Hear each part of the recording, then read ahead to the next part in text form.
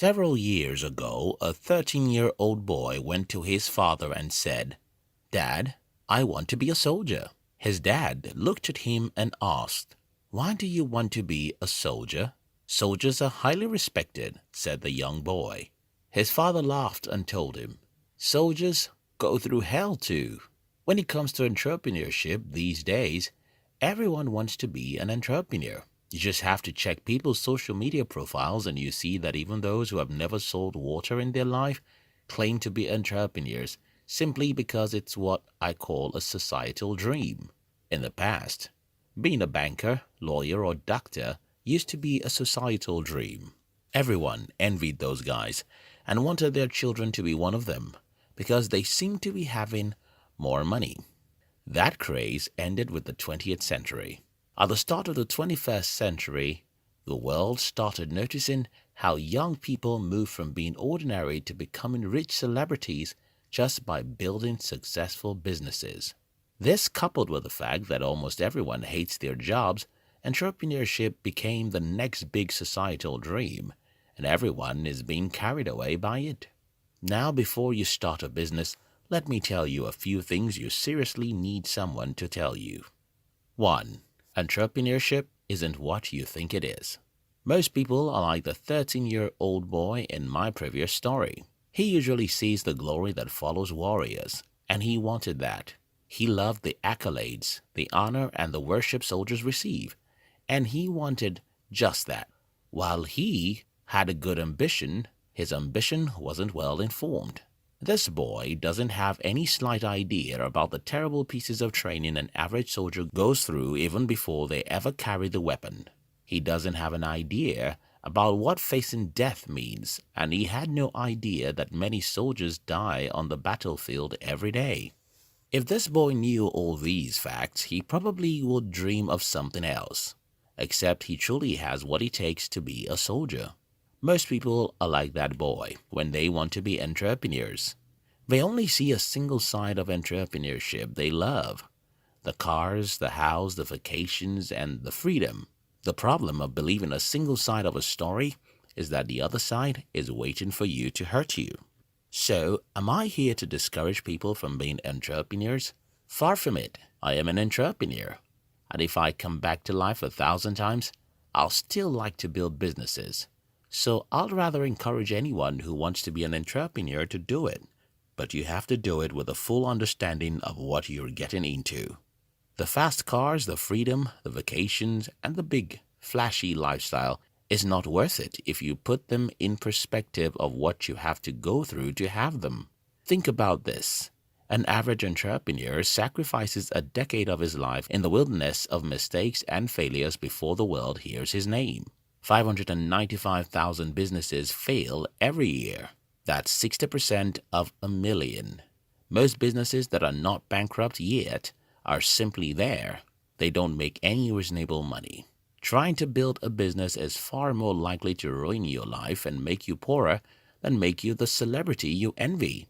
Business is tough, difficult, and unpredictable, challenging, and you have to put all these images together with the image of luxury you see everywhere, because if you don't, you'll fail even before you start.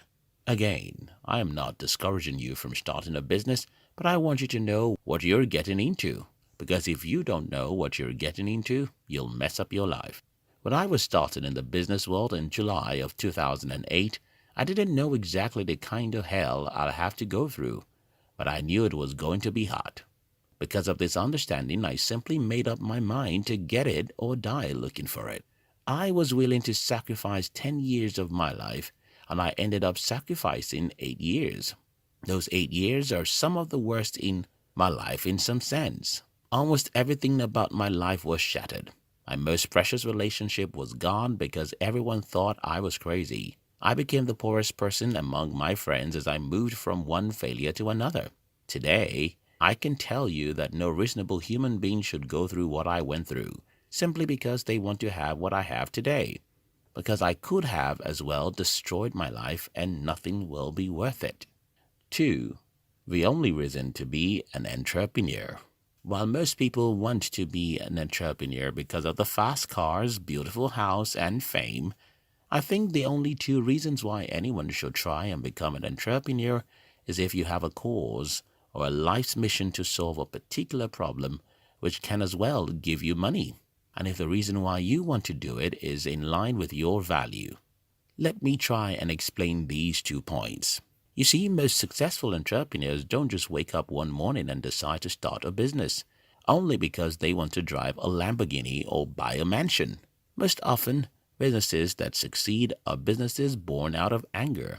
Someone is genuinely angry about something in the society and the world, and he can't sleep a day without talking about it.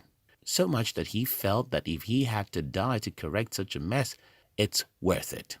At other times, someone just has a sense that he loves doing something. This sense of affection for a thing cannot be explained, but it's real. I love writing, and making any sacrifice to become a better writer is fun for me.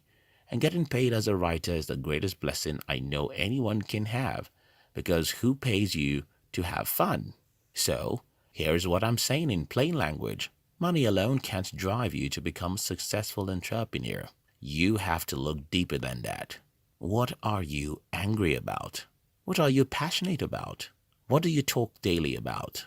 Those are your businesses, and those are the only reasons you can have to start a business.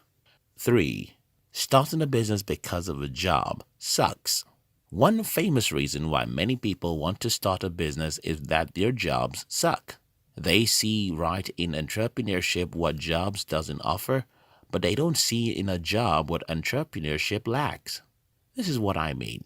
You can look at a successful entrepreneur and see in him everything you want as an employee, but you won't see what entrepreneurship lacks, which jobs offer. Take, for instance, all of my mates who got a job in 2008 when I started my first business started getting paychecks within 30 days, but I didn't make any money for 8 years as an entrepreneur. Solve the math and see what it means.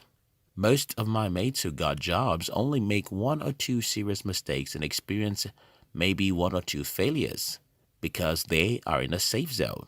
I am not in a safe zone. I make mistakes and experience terrible failures all the time. Do the math and see what you get. But most of my mates, if the company they work for has a problem, they just have to go out and look for another job. For me, I think about 18 people I have to pay every month, and if that business has any reasonable problem, I'm in the building that collapsed and will be brutally injured. Here's the summary of this video. First, don't be like that little boy who wants to be a soldier because he thinks the military gives you glory. If you want to be an entrepreneur, you have to sit down and count your cost first.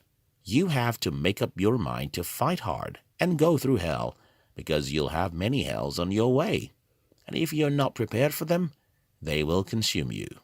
The second thing I want to communicate through this video is not everyone should be an entrepreneur. Believe me, the fast cars and the millions aren't worth the fires you have to endure to have them. The only reason to be an entrepreneur is if you enjoy trouble, tribulation, and woe. If you somehow know how to smile inside the fire, then you'll be fine as an entrepreneur. I think this video should help someone, but if you think I'm stupid, just unsubscribe and go start your business without preparing for the war involved. We love you.